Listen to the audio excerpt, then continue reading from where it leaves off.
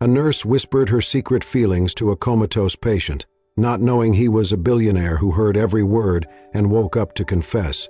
"Can you hear me?" Emily's voice trembled as she leaned in closer, her breath barely brushing against the man's ear. The sterile scent of antiseptic and quiet hum of machines filled the room, but in that fragile moment, it felt as though time had stilled. "I know I am not supposed to feel this way, but I cannot stop my heart." She pulled back slightly, her eyes scanning the still face of the man lying motionless on the hospital bed. His name, or at least the name assigned to him, was John Doe, a label they used when no identification could be found. But Emily called him something else in her heart. Daniel. It was the name she had given him in her private thoughts, drawn from the inscription on a ring he had been wearing when he was brought in after the accident. DR. No visitors had come. No one claimed him. His body bore scars and bruises from the car wreck that nearly killed him, but even in his comatose state, there was a quiet strength in the line of his jaw, the high cheekbones, and the faint arch of his brow that gave her a strange sense of familiarity. There was mystery clinging to him like a second skin, and day by day, Emily had found herself drawn deeper into it. She was not the kind of person who believed in fairy tales. Not anymore. Life had been unkind in the most silent, unforgiving ways. Her mother had passed away 2 years ago from ovarian cancer, after a long, painful decline that left Emily not only heartbroken, but emptied. Her father had left when she was 12, and since then it had been just her and her mother. Nursing had become more than a profession. It was her way of protecting others from the kind of suffering she could never stop for the one she loved most. But with this man, something had shifted. She had never spoken this out loud to anyone, not to her colleagues, not to herself in the mirror. But alone in this room, under the fluorescent light and the beeping of the heart monitor, she had started to whisper pieces of herself into his silence. And tonight, it had become too much to hold in. "I see you. You know," she said softly, her hand brushing against his. "Not the wires or the tubes or the machines. I see you. And I do not even know who you are, or if you will ever wake up."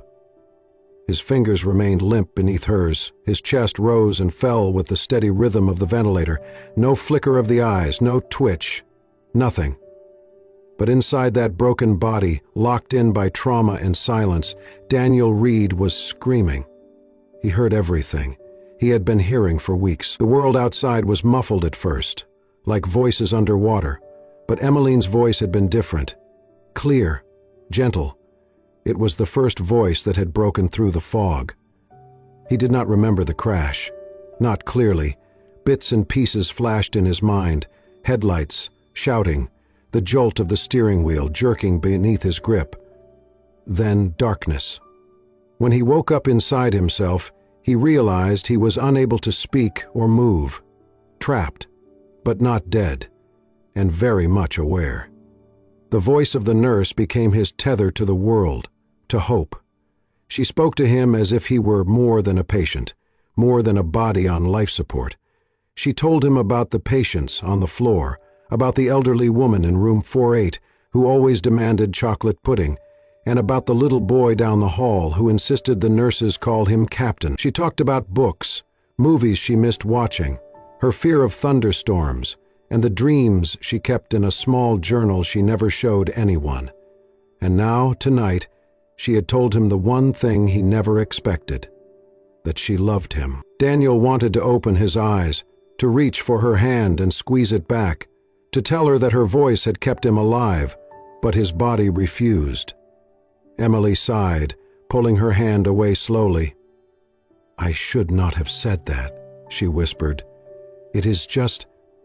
I come in here every day and I feel like you are more present than most people I meet who are wide awake. You listen, and I do not feel so alone when I am with you." A tear slipped from the corner of her eye, but she quickly wiped it away. She leaned forward once more, pressing her forehead gently to his. "Whoever you are, please come back. Please, wake up." Then she stood, straightened her scrub top, and turned toward the door. "Good night, Daniel," she said quietly. "Sleep well." Behind her, the heart monitor continued its steady beat. But inside the still frame of Daniel Reed, a storm had started to stir. He had a name, he had a past, he had secrets that could kill. And he had just found one reason to survive. Her name was Emily. Before the silence, before the machines and the sterile hospital sheets, before the locked-in prison of his own body, there was another life. Daniel Reed had not always been alone. He was born into nothing, a nameless face in the chaos of the foster care system, shuffled from one cold bed to another. But from an early age he learned to observe, to adapt, to survive. He had a mind like quicksilver, sharp, restless, always calculating. He read by flashlight under threadbare blankets and taught himself to code using discarded computers from donation centers. By 24, he had founded his first tech company. By 32, he had become one of the most talked-about innovators in Silicon Valley. And by 35, he had turned Reed Innovations into a multi-billion-dollar empire focused on cybersecurity and artificial intelligence for humanitarian use, protecting hospitals, refugee networks, and government systems from malicious attacks. He could have chased only profit, but Daniel believed technology should heal, not harm. That belief made him powerful. It also made him enemies. The one he never saw coming was Victor. Victor Reed, his cousin, was the only family Daniel had left. Raised together in a group home, they had fought bullies side by side, shared food, dreams, even secrets. Daniel brought Victor into his company, gave him a seat at the table, a future he never had to earn. But somewhere along the way, Victor changed. He saw Daniel's idealism as weakness, his compassion as a flaw. And one night, it all unraveled. Daniel was preparing to expose a massive data breach orchestrated by foreign contractors embedded in one of their corporate partners, a breach Victor had secretly sanctioned to sell confidential data for profit. Daniel confronted him in private, hoping blood ties would outweigh ambition. But Victor smiled, cold, calculating. "You built this empire with your genius," Victor had said, "but it's going to be mine." Hours later, Daniel was on the road, headed to meet with a federal investigator. But his brakes failed. The steering jammed. The car veered off a cliffside highway, and everything went black. When he awoke in the hospital, trapped inside himself, he knew Victor had won, for now. Back in the present, Victor Reed appeared on major news outlets, his tone somber, his face a mask of grief. "We lost a visionary," he said into the camera. "My cousin Daniel was not only a brilliant innovator, but a brother to me. We will honor his legacy by continuing the work he loved." No body was recovered from the wreckage. But that suited Victor just fine. He had paid the right people to ensure that no questions were asked, no further investigations conducted. Daniel Reed was officially declared dead, and in a quiet hospital miles away, under an assumed name, he lay comatose, his voice stolen, his identity erased. Except Emily was starting to question everything. One afternoon, while changing the bandages on his arm, she noticed something beneath his skin, a faint outline of ink, barely visible. Carefully, she cleaned away layers of adhesive and saw it clearly, a small, intricate tattoo of a phoenix rising through circuitry, an emblem she remembered from a documentary about Reed Innovations. Her pulse quickened. She leaned in, examining his hand, and that was when she saw the ring. Not just any ring. It was tucked into the lining of the bedsheet, as if someone had tried to hide it during the trauma intake. A platinum band with a unique engraving on the inside. DR for every fire, a rebirth. She stared at it, heart racing. No one had visited him. No one knew his name. Why would a man like this, who showed no signs of homelessness, no addiction, no history, have such a sophisticated symbolic tattoo? Why did he look so familiar all of a sudden? She picked up her phone, hesitated, then searched. Daniel Reed. The image that appeared on her screen made her drop the phone. It was him. Shorter beard, no bruises, a photo from a tech convention a year ago, but it was him. And if this man was Daniel Reed, he was not only alive, he was in danger, and she was now the only one who knew. Each night, after the last rounds were done and the ward had gone quiet, Emily returned to his room. At first it had been a simple routine: check his vitals, adjust the IV lines, monitor his breathing. But over time, something deeper took root. She began to speak to him, confide in him, share pieces of her heart she had hidden from the world. Sitting beside his bed, she would pull the visitor chair close, rest her arms on the edge of the mattress, and begin. Sometimes she whispered, sometimes she laughed. Sometimes, when she could not hold it in, she cried. "You would have liked her," she said one evening, brushing a damp cloth gently across his forehead. "My mother. She was kind and stubborn and loved wildflowers more than anything else. When she died, I thought I would never feel anything again." Daniel lay still, his face a sculpture of silent pain and memory, but inside, his mind was stirring. The fog that had dulled his senses was beginning to thin. The sound of Emily's voice had become the only thread tethering him to this world, a sound he waited for with every passing second. She told him how she came to work at St. Mark's, how she had traded her dreams of working in international medicine to care for her mother during her final years, how she sometimes wondered if she had made the right choice. But when she met him, this nameless man who said nothing and yet listened with his whole being, something inside her started to heal. "I always wanted to visit the Scottish Highlands," she mused one night, opening a tattered copy of Wuthering Heights. "Not just for the scenery, but for the silence, real silence. Not the kind you find in hospitals or cities, the kind that breathes." She hummed lullabies, sometimes barely above a whisper. She told him about her childhood fears, her awkward teenage years, the boy who broke her heart at 19, the dreams she scribbled in a notebook and never showed anyone. "You are the only one who knows all this," she said softly one night. "Isn't that strange? You cannot even talk to me, and yet I tell you more than I have told anyone in years." In his mind, Daniel was screaming her name.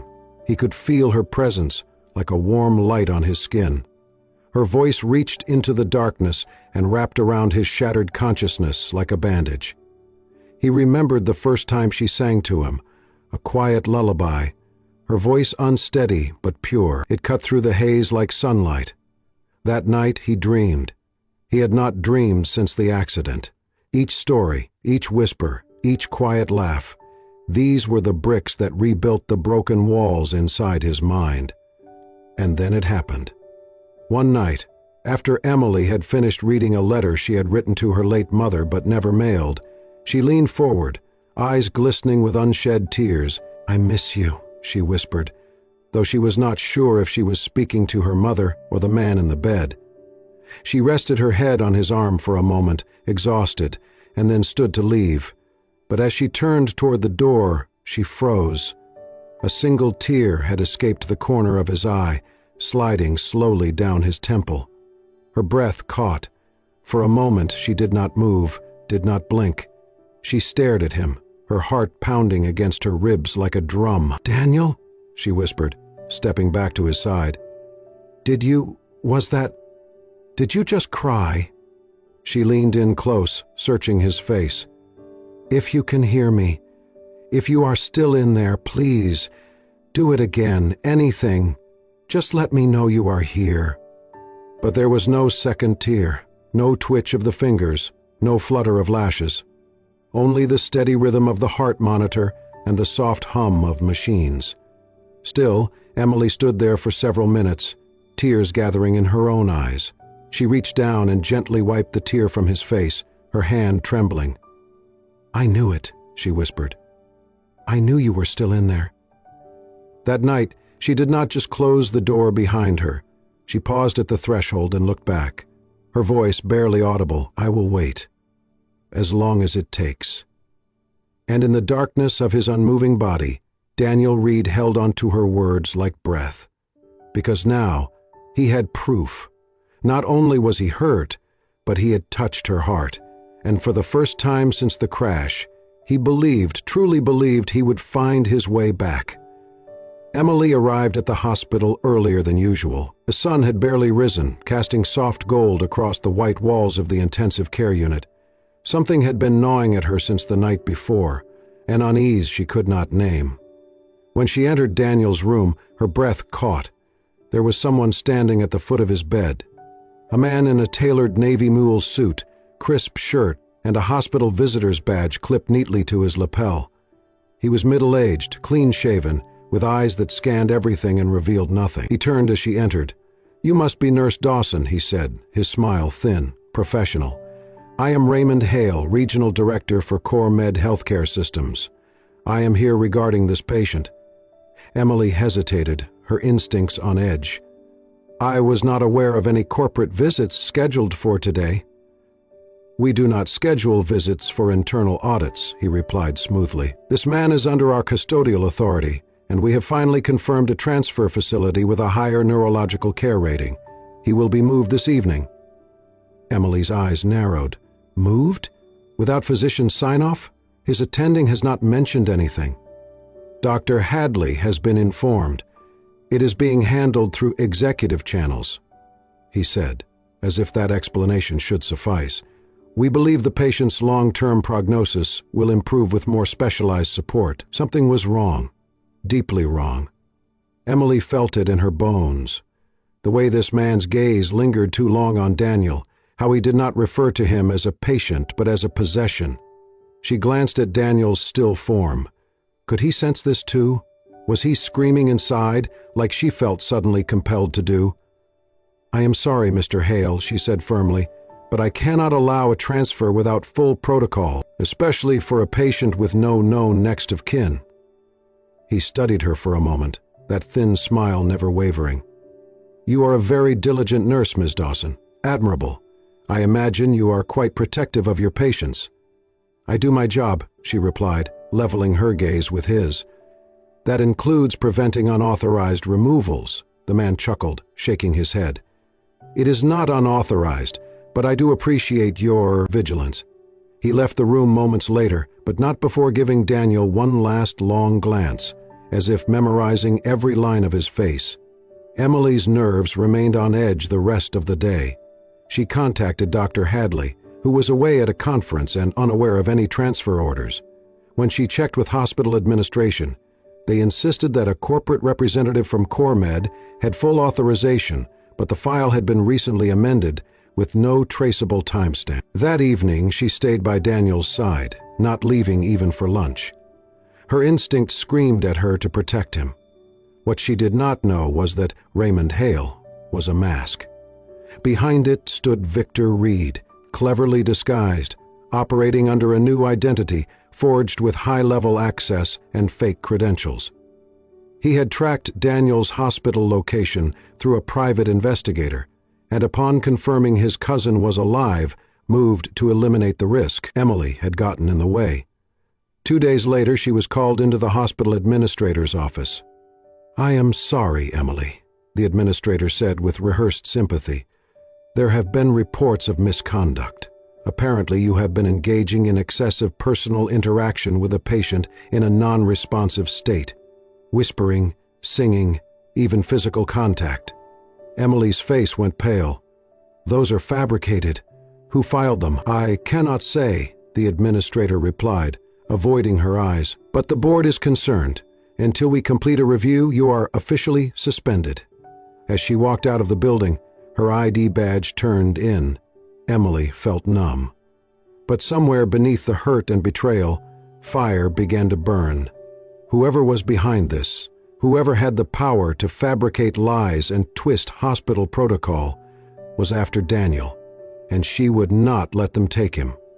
The halls of the hospital felt colder than ever. The same floors Emily had walked every day with purpose now echoed with emptiness as she made her final visit. Her badge was gone, her title stripped, her future uncertain. But she had one thing left to do. She stood outside Daniel's room, her hand on the doorframe, trying to steady her breath. The lights were dimmed, the machines beeped in steady rhythm. He lay as he always had, silent, still, impossibly alone. But this time, she was not a nurse on duty. She was just Emily. And this was goodbye.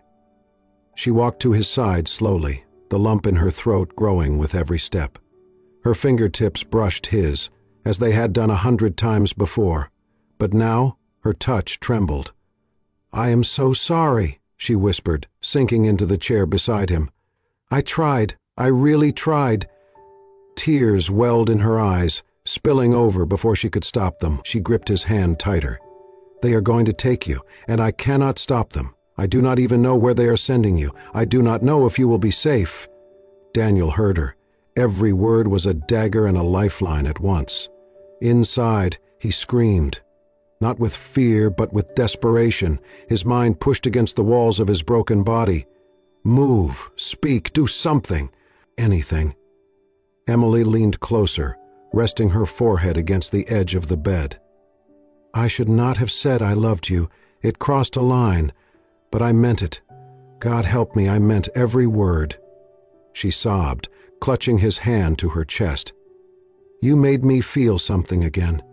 You gave me a reason to show up every day, to hope, to believe there could still be good things in this world." Daniel's mind surged. Every muscle in his body screamed to respond, but no signal got through. He was a prisoner in his own skin. "I do not know who you are," she whispered through her tears, "but you mattered to me, and no matter what they say, I will never forget you." She rose slowly, brushing a kiss across his forehead, gentle, trembling. "Goodbye, Daniel." She turned and walked toward the door. She did not look back. If she had, she might have seen the faintest flicker of movement beneath the sheet. Daniel was not ready to let go. Not of her, not of this moment. Alone in the darkness, the silence pressed in. He summoned everything he had, every memory of her laughter, every word she had spoken, every dream she had shared. He focused it into a single command. "Move!" Pain flared through his mind like lightning. His right hand twitched. It was not much. Less than an inch, but it moved. His index finger lifted. The effort nearly made him black out, but the spark had been lit. The wall between mind and body had cracked. He was still here. He could still fight, and now, more than ever, he had something worth coming back for. The moment Daniel's finger moved, everything changed. A nurse, checking vitals on the night shift, caught the twitch on the monitor's subtle neurological response indicator. Within hours, a full neurological exam was underway. The results were cautious but promising. By the end of the week, Daniel had moved all fingers on his right hand and blinked in response to simple commands. It was not a miracle. It was the beginning of a resurrection. Day by day, his mind pushed farther into the light. Muscles long dormant strained to awaken. Electrodes mapped every signal like a road map back to himself. Physical therapists joined the team, and a speech pathologist began working with him to retrain his vocal cords. Weeks passed. His first full word was not yes or hello. It was Emily. The doctors looked at each other, confused. They asked him again, and he repeated it, this time with more force. "Emily." He wrote shakily with a pen strapped to his hand, the letters uneven but legible. "Find Emily Dawson." By then Daniel had access to a tablet. His memory had returned in full, and with it the fury and betrayal of Victor's deception. But Daniel did not act with rage, he acted with precision. He requested his personal belongings from the day of the crash. It took some effort, but eventually the items were recovered, including what looked like a ruined wristwatch. Only it was not just a watch. It was a prototype device designed by Reed Innovations, an advanced voice recorder and data hub embedded into a wearable for internal beta testing. The moment Daniel accessed the cloud backup linked to the watch, he found it. The recording. Their conversation the night of the accident. Victor's voice, clear as day. "You should have walked away, cousin. You and your morality. It is going to bury you." Then the sound of struggle and the eerie silence that followed before the crash. It was all there, every word. Daniel arranged a private meeting with his trusted legal advisor, who had quietly remained loyal even after Victor's takeover. They worked quickly, preparing both the legal assault and a carefully crafted media plan. Within 48 hours, Daniel Reed was ready to rise. The press conference was held at the main auditorium of Reed Innovations headquarters. Reporters buzzed with shock, disbelief, and anticipation. The man they believed dead walked onto the stage, thinner, paler, but unbroken. Flashes lit up the room. Daniel stood tall behind the podium. "I was declared dead," he began, his voice still rasping but steady. "But death never took me. Betrayal did. Greed did. And the man behind it wore my bloodline." Gasps filled the hall. He paused, then looked directly into the cameras. "But it was not revenge that kept me alive. It was not the hunger to take back my company. It was the voice of one person, a nurse who sat by my bed every night and spoke to me like I was still human. She loved me when I was nothing but a ghost." Daniel leaned in slightly.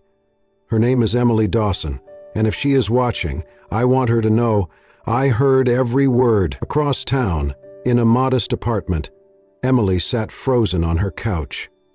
Her coffee had gone cold in her hands. On the screen before her, the man she thought she had lost forever was speaking.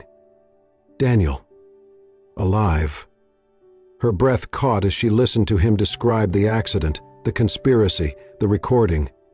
But when he said her name, her full name, before the entire world, she burst into tears. He had heard her. Every word, every confession, every quiet moment when she thought she was alone. Back at the press conference, Daniel finished with the blow that would end Victor's reign. He played the audio. The room exploded with noise, shouting journalists, ringing phones, frantic whispers. Victor, watching from his estate, stood paralyzed as the full weight of his actions unfurled in front of the world. Legal teams were already mobilizing, investigations reopened, shareholders called emergency meetings. The empire Victor stole was crumbling by the second. But Daniel cared only about one thing. He handed his prepared statement to his assistant and leaned into the microphone once more. "I have walked through the fire," he said softly, "but love pulled me back. I have something more important to reclaim than my company." And with that, he stepped down from the stage, leaving behind a world reeling from revelation. All that mattered now was finding her. Daniel moved with quiet determination. Though still recovering physically, his mind was sharper than ever. The trauma had stripped away distractions, leaving only focus and purpose. With the help of his legal team and a small group of trusted allies, he launched a comprehensive investigation into Victor's activities during his months of death. The data trail was clear and damning. Victor had falsified documents to assume emergency control over Reed Innovations. He had sold off core humanitarian projects, funneled money through shell companies, and authorized illegal surveillance on multiple former executives. But the most damning evidence came from Victor's own arrogance. The recording from the prototype watch, which Daniel had revealed during his public return, sparked a firestorm. Authorities now had reason to dig deeper. Search warrants were issued, email servers were raided, and within days a pattern of fraud, manipulation, and attempted murder emerged. Victor tried to run. He vanished from his penthouse, disappeared from the city, but not for long. They found him in a rented villa in Baja California, hiding behind layers of false identities and a dwindling army of lawyers. He was extradited to the United States within 72 hours. The media erupted. The tech world was shaken. But for Daniel, it was not about headlines. It was about closure. He requested one final meeting, face to face. They allowed it, in a private holding cell under tight security. When Daniel entered the room, Victor looked up, a faint, bitter smile on his lips. "Well, well," he said, reclining in the chair as if it were a throne. "The ghost walks." Daniel said nothing at first. He studied the man across from him, the cousin who had once been his brother, his partner, his closest kin, and now his betrayer. "You tried to kill me," Daniel said quietly. Victor shrugged. I tried to keep the company alive. You were willing to sink it for some idealistic nonsense. You sold people's lives to fund your ambition. You were wasting power, Victor snapped, his mask slipping. We were kings. You wanted to be a priest. Daniel leaned forward. I trusted you. You were my family. Victor's smirk returned. And look how far that got you. There was a long silence between them. Then Victor added, But you did win, cousin. The world adores you. You reclaimed your throne. The media worships you. And the girl. His voice softened into mockery. That sweet little nurse. The one who talked to your unconscious body like a child with a doll. I watched every video, you know. Every news clip. She cried for you. You should feel lucky. Daniel's eyes darkened, but he stayed calm. She saved me, he said. Her love was real. Something you will never understand. Victor's smile faded slightly. Maybe not, he said, leaning back. But let us be honest. You may have everything now. Power, fame, redemption. But you do not have her. You do not have her heart.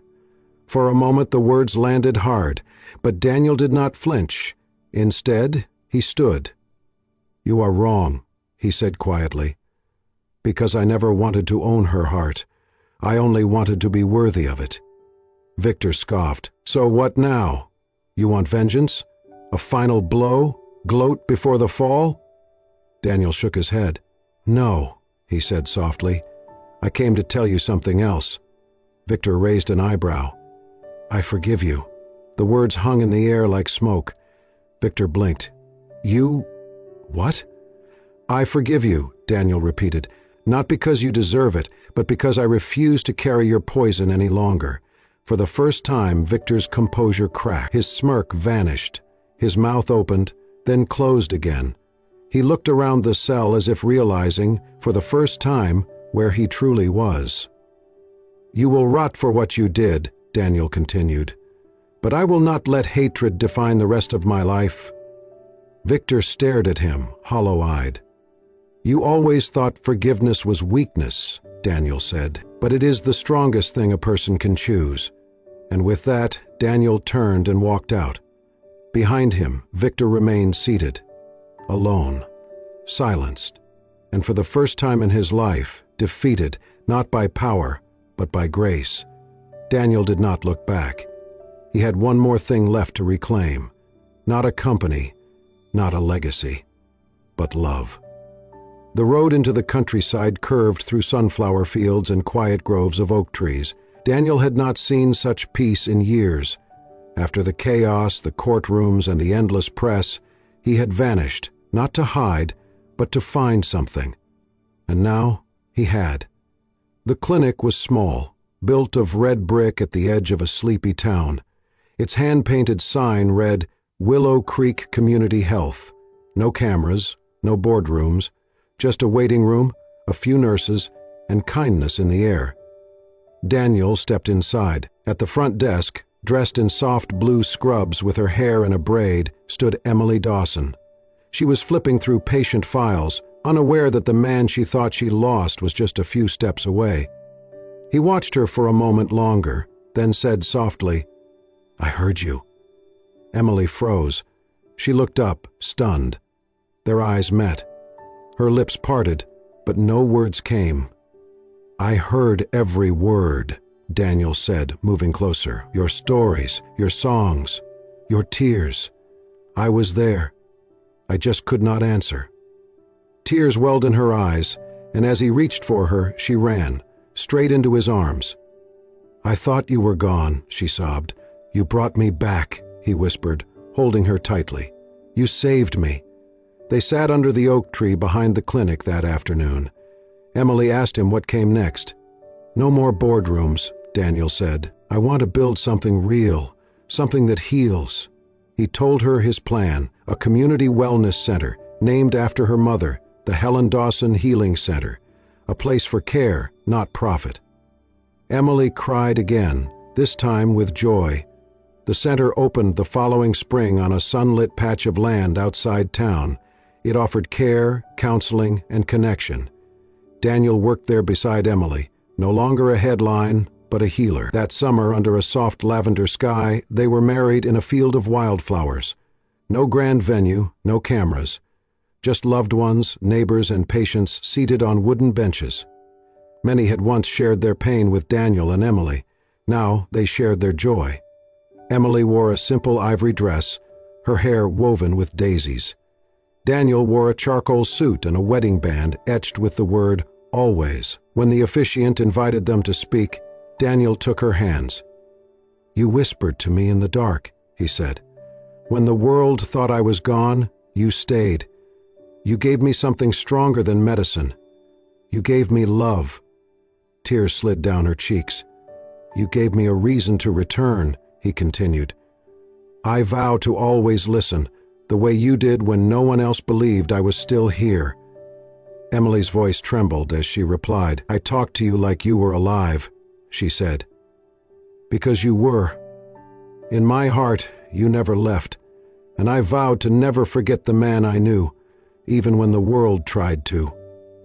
They kissed, and the field filled with soft applause. Later that evening, beneath stars and flickering fireflies, Daniel raised a glass. "I used to think survival was the miracle," he said, "that waking up was the victory."